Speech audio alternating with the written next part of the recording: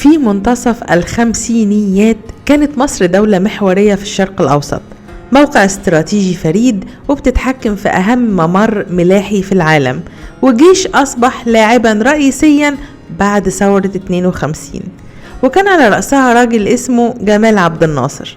في الوقت ده ظهر عرض غير عادي، عرض مدعوم من دوائر غربية ومؤسسات دولية، يتضمن تمويل ضخم، مشروعات استصلاح أراضي واسعة في شمال سيناء، واستثمارات كانت كفيلة بخلق توسع عمراني وزراعي هايل.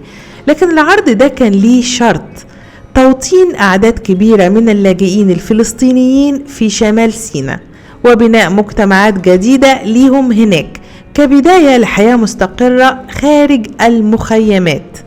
الطرح كان واضح: تنمية ضخمة في سيناء واستثمارات هايلة ودعم اقتصادي طويل المدى. لكن بالنسبة لعبد الناصر الموضوع ما كانش مجرد مشروع اقتصادي، كان شايف ان توطين الفلسطينيين خارج ارضهم ممكن يتحول مع الوقت لأمر واقع وينهي فكرة رجوعهم لوطنهم الأصلي. وكان مؤمن ان القضية الفلسطينية مش مجرد أزمة لاجئين، لكن قضية أرض وهوية.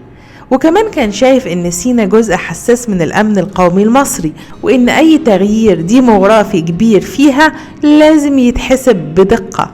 وبعد دراسة وضغوط كبيرة جه القرار، الرفض. قرار رفض عرض كان ممكن يفتح باب استثمارات ضخمة، لكن في المقابل حافظ على موقف سياسي واضح وثابت. القرار ده لحد النهاردة بيطرح سؤال مهم: هل كانت الأولوية للتوسع الاقتصادي ولا للحفاظ على موقف سياسي واستراتيجي طويل المدى؟ الحقيقة أن القرار ما كانش سهل وما كانش اقتصادي فقط، كان قرار رسم ملامح دور مصر في المنطقة لسنوات طويلة، وأثبت أن بعض القرارات في التاريخ مش بتتقاس بحجم الأموال لكن بحجم المبادئ اللي وراها.